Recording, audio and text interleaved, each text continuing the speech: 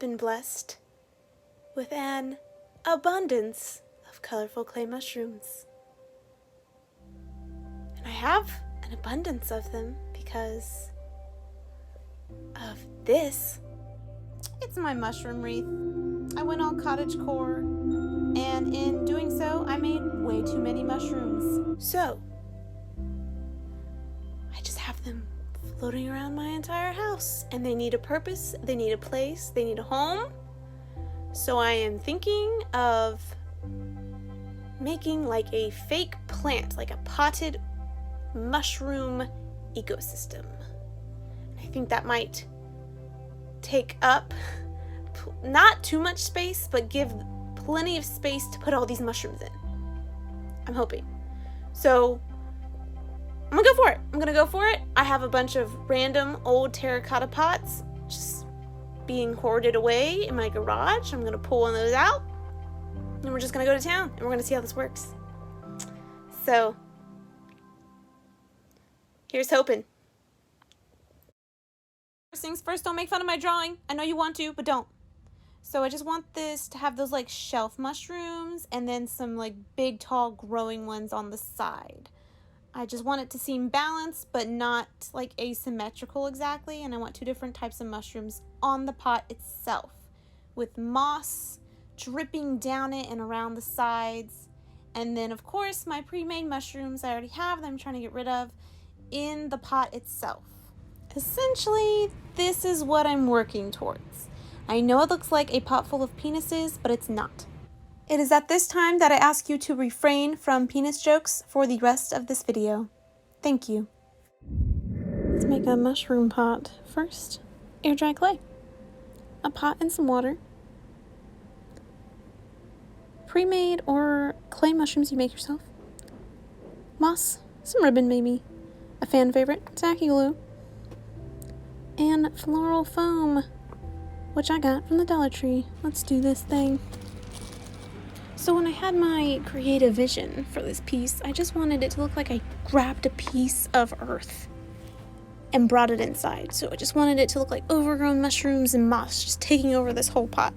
And I started by making a little base with the air dry clay onto the pot, so I could build my mushrooms out of it and it would have a better chance of survival. So when it dried, it would actually stay on the pot and be secure. And I didn't want it to be just like a big bulky mass. I tried to go with the shape of the pot itself so it didn't look so out of place. And I just kept wetting my fingers to smooth it out and make it stay put in the right shape. For the mushrooms, I used the leftover floral wire from some ferns and floral picks. Save that stuff, you guys. Don't go out and buy floral wire. Reuse the scraps from your other projects. And that's what I did. I put the wire in the middle of the stem and put just clay around it and then like stuck the mushroom cap on top on the wire. And then I left some of the wire at the end so I could stick it into my pot. Also, you don't have to buy floral wire. If you have any type of artificial flowers or anything, just cut the stems and just reuse them for these.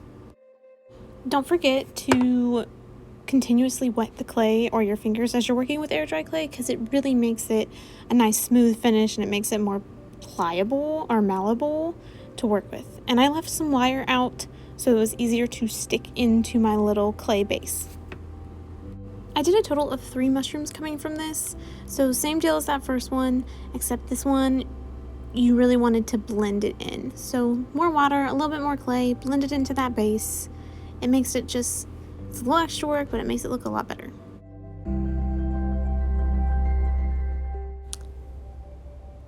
It was at this point that I realized this was very phallic. These mushrooms, I just, it's hard to not create anything mushroom-like that doesn't resemble a phallus in some way. That's just the nature of the beast. And it just seems like no matter what kind of mushroom I make, what size, color, it's just in this process, at this point, They just look like little tiny penises. And I just try to ignore it. But if you did any type of literature study, you will also understand me when I say you really can't avoid any phallic undertones in any type of art. It's always there. There's always a metaphor for phallus. Anyway, continuing on with this art project, I strengthened the inside of the pot a bit more with some more clay for this guy. Just I wanted to make sure he stayed put. I didn't want him going anywhere. So I just kind of extended the clay on the inside, and it helped strengthen the whole piece overall because the clay ended up making almost like a shelf over the pot. So when it dried, it cracked a little bit, but not too much that it was gonna fall off. And then you can always seal any cracks in this clay with more clay and some water, or I used tacky glue, and that worked phenomenally.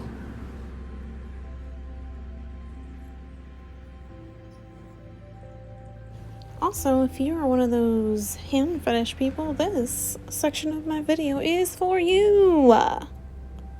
Just kidding.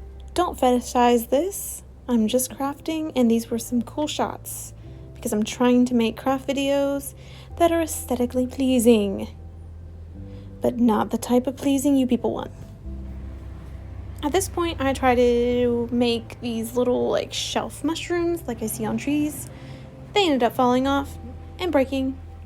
So I just nixed that idea and made some different ones later that I just later painted and glued on. So have fun watching this completely pointless series of shots because these mushrooms will not exist later on. I finally finished all the clay components to the pot, and I left it outside for a full 24 hours to dry in the hot sun. Then I proceeded to paint some more, take a tea break. It was lemon ginger. It was absolutely delicious, let me tell ya.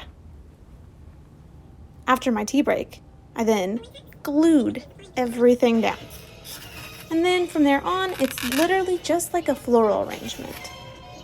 No rhyme or reason. I'm sure there's floral artists out there that would disagree with me. Honestly, I'm just trying to make something that is pleasing to my eye. I did a layer of the foam, I did a layer of the tacky glue, and then I tried to just kind of do a layout, see what mushrooms I liked where, like what height I wanted them. I added more foam on top. It was a whole long process. I redid it several times. I'm just gonna skip a lot of it because why would you guys want to watch that? Maybe someone, but I wouldn't. So honestly, can't do this the wrong way. You can always redo it if your floral foam loses its integrity. Just get more, put it in there, start again. Once I figured out the layout, I then added moss, which is the best crafting supply ever. I added more glue just to keep the moss in place. And again, it's just floral arrangement and making sure that my mushrooms were going to stay put, which was a mix of pressing into the foam and also gluing down because I didn't make the mushrooms the best way. I should have made a tinfoil shape or form and then covered those with clays, so they're a bit delicate and a little heavy. So I just really focused on making sure those suckers were secure. That yellow one kept giving me so many problems. And I kept thinking, well, maybe the gnome should be added. He gets a little bit different. I just couldn't make him work. I tried to. He was just taking up a lot of space, and I really just wanted to fill this pot with all my mushrooms because I don't want any more mushrooms floating around in my house. I want them all to have a place. I want them to all have a purpose.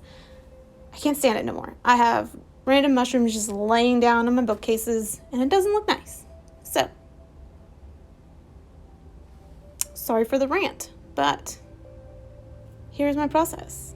I ended up nixing the gnome all together and going with these little miniatures from Joann fabrics that I found. They're little pumpkins and little skulls.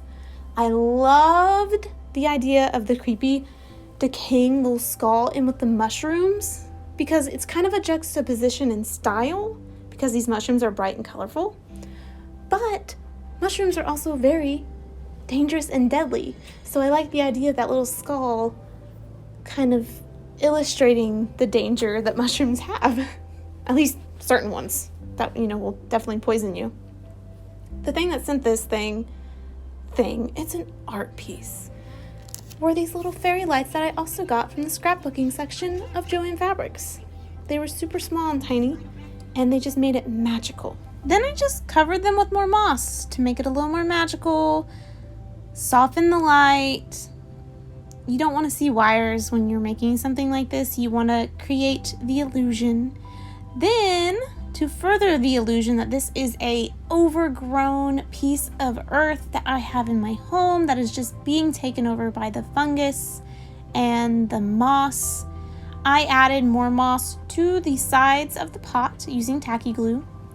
And it also helped cover up a lot of my sloppy work and mistakes, because when in doubt, just cover it up with moss. Let me tell you, life-changing tip. Throw moss on something, it becomes beautiful, and you could never tell that you are not a professional artist. I used a little brush to help press down the moss on the tacky glue into the tight spots, and it worked really well. Highly recommend that. Magic. And here is the semi-finished product. I still have to go in and just kind of touch up the paint on my mushrooms. I noticed they're a little scuffed up. They got a little roughed up in the process, but ultimately I am in love with this. I think it turned out great. I think the skull was the best little add-on I could have done. It works for me and my aesthetic.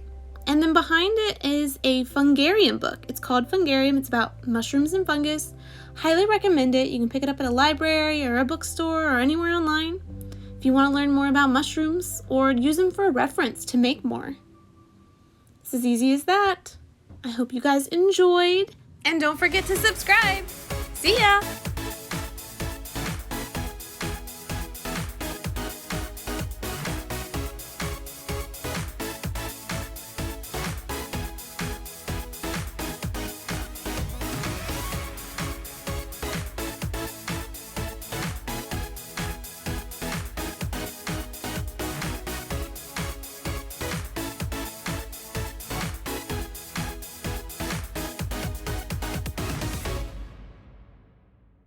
Abundance of colorful. Oh my God, I want to murder myself.